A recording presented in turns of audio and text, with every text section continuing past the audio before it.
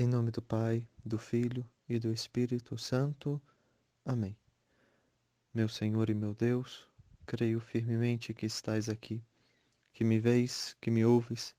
Te adoro com profunda reverência.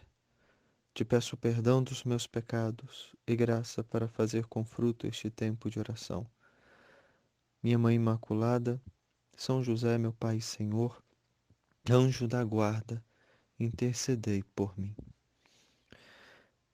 Queridos irmãos e irmãs, nesse dia de hoje, nós nos encontramos com a Palavra de Deus, que pode nos causar um pouco de dúvidas, principalmente ao pegarmos o capítulo 3 do Evangelho de São João.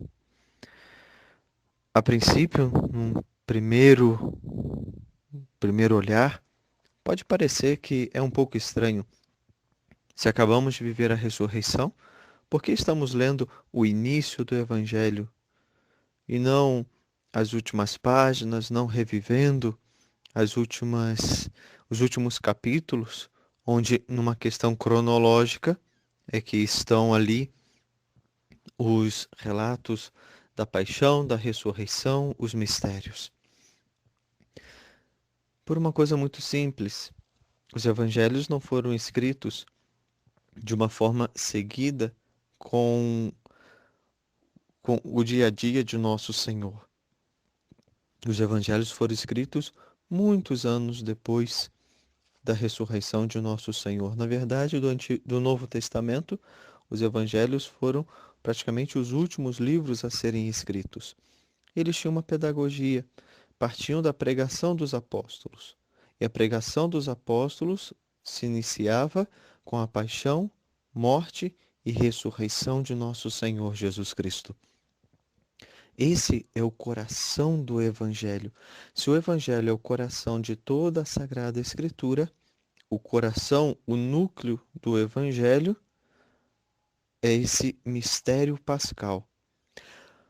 Mateus, Marcos e Lucas decidiram fazer uma explicação um pouco mais pedagógica, no sentido de ajudar as pessoas a partirem de um momento de talvez de um paganismo, ou seja, antes da conversão, e caminharem, indo conhecendo com quem é Jesus Cristo, conhecendo quem é Ele, desde o seu nascimento, desde a sua humanidade até a sua divindade. São João, ele já faz o contrário.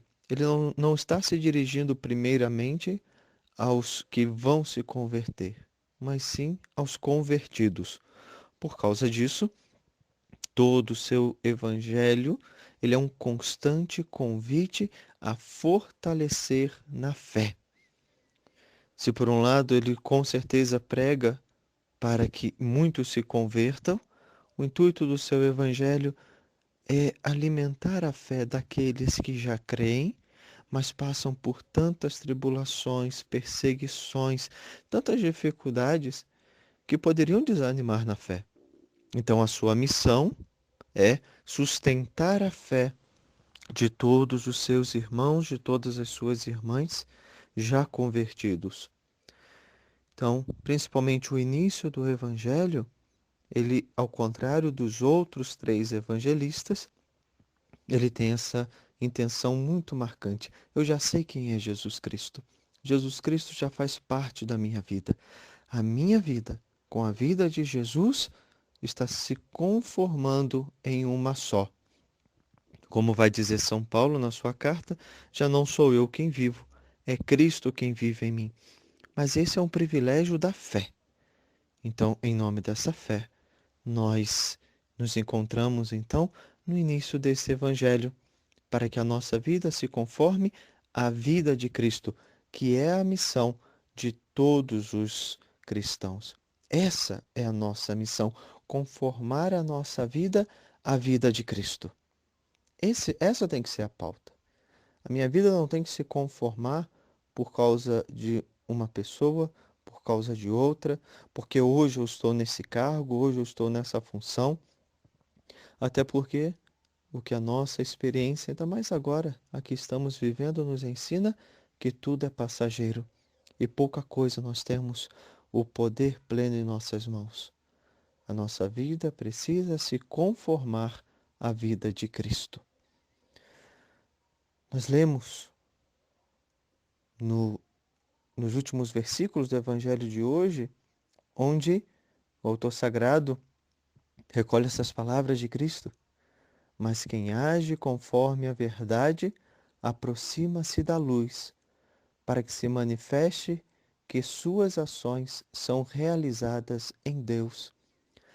Esse é o mistério da ressurreição. Isso é um mistério. Quando São João escreve esse evangelho, Cristo já está ressuscitado.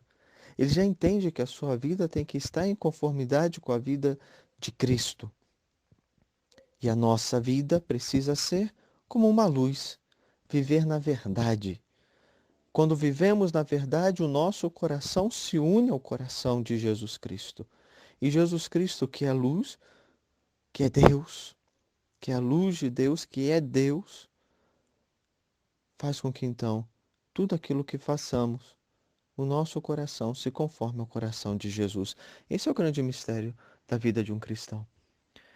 Nenhuma outra cultura no mundo, seja ela de alguma forma crente em alguma divindade, jamais pensou que a sua vida pudesse se conformar à vida de Cristo. Jamais pensou que o seu ser humano, fosse capaz de expressar ao mundo como que uma luz que ilumina, uma luz que demonstra uma verdade que está muito além do que qualquer outra pessoa possa dizer, está muito além do que as nossas verdades particulares. Quem age conforme a verdade aproxima-se da luz, para que se manifeste que as suas ações são realizadas em Deus.